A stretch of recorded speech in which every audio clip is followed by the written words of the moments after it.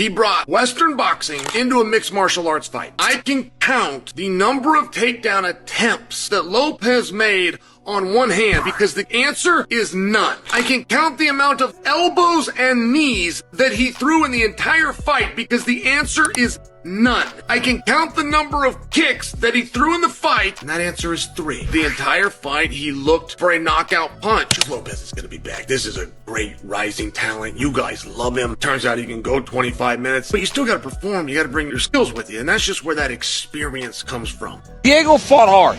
The knockdown round 4. Yes. Every other round was pretty easy to score. Alexander Volkanovski won the vast majority of every round, and even in the second round, when he did get knocked down, he had knocked down Diego early. If people remember what happens late, what a tremendous performance by Volkanovski. He looked vintage tonight, and he had a tough guy in front of him. I think when Diego Lopes goes back to watch this, though, he'll be like, I should have pressured him a little early. More calf kicks. Yeah, and technically, not many people can go with Alexander Volkanovski. Well, it's not just that. It's the lack of level changes, the 0 attempted takedowns, the lack of calf kicks, and just looking for the home run. Always looking for the home run. You didn't see a lot of jabs out of him. You didn't see a lot of shifting movement, a lot of feints. You saw pressure, constant pressure. Volkanovski responding to that pressure, circular movement, landing jabs, and these quick exchanges where he pulls out and scores. That Volkanovski jab was on point.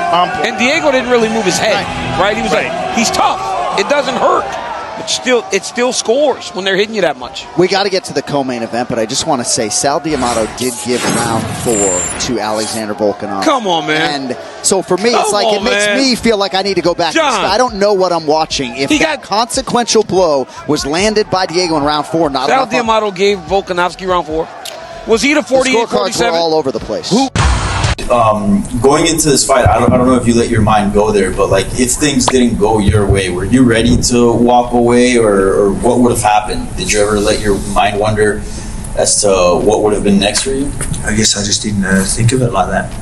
I guess I was just going to wait. If that was to happen, I would have seen where my head was at then. I was just always focusing on this new title reign. Taylor?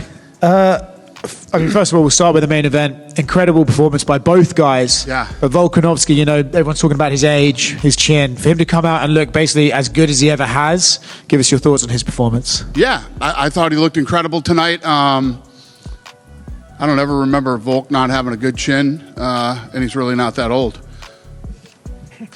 Were you surprised at how many shots, big shots, Diego was able to take and keep coming? Yeah, fascinating thing. Niner, one of the production guys, was telling me during the fight that that Lopes was 5 inches taller, but only had a 1-inch reach advantage or something like that.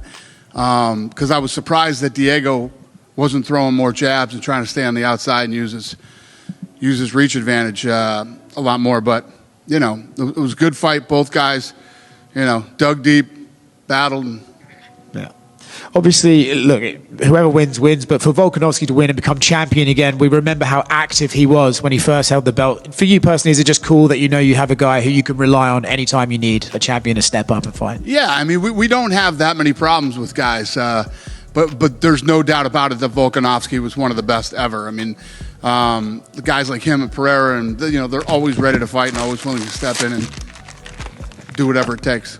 Can you speak to the depth of the featherweight division? John Silva, we talked about his performance. He's not even ranked right now.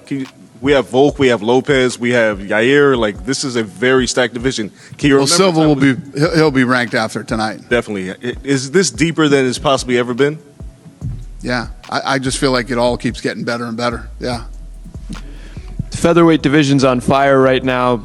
Obviously, it has started by Jose Aldo. Conor McGregor's been here. Max Holloway. Now Volk just got his belt back. Who would you say is the featherweight GOAT? Shit, that's so tough. I don't know. The rankings are so good, you should probably have them do it. Figure out. Dana at the back here, mate. Way GOAT is. You done with me? Yes, sir. Yeah, due to COVID and other reasons, Alex Volkanovski was never able to defend his belt at home. Now that he's the champ again, will you work with him to maybe let him have his first defence in Sydney, Australia? I mean, you never. Everything's about timing and where we're planning on going this year already and all that stuff. But yes, we would love to do that for him. That would be great. Good on you.